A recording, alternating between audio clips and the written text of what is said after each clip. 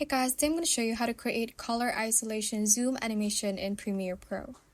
First, let's double click on the preview screen and you can see a blue circle right there, and you're going to drag it on where you want the zoom effect to go towards to. After that, let's go to Effect Controls and click on the stopwatch icon beside Scale and Rotation. Now let's move ahead 6 frames by clicking the right arrow key 6 times, and let's change the value of scale to 140. Now let's go to Effects and search for Lumetri Color, and we are going to drag this onto our image.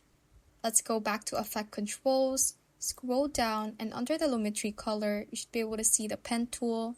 So click on it, and we are going to draw around the subject until you trace your subject all the way around.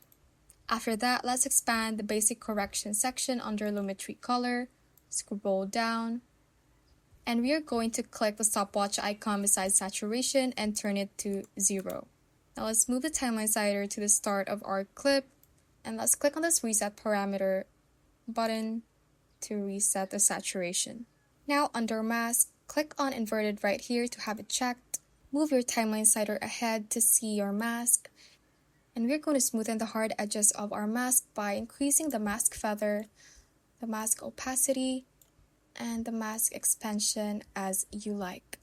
Now let's move ahead 5 seconds. You can extend your image clip on the timeline and go to the 5-second mark. And from here, we're going to change the scale to 150 and the rotation to -2. And the effect should look like this. That is how you can basically create color isolation zoom animation in Premiere Pro.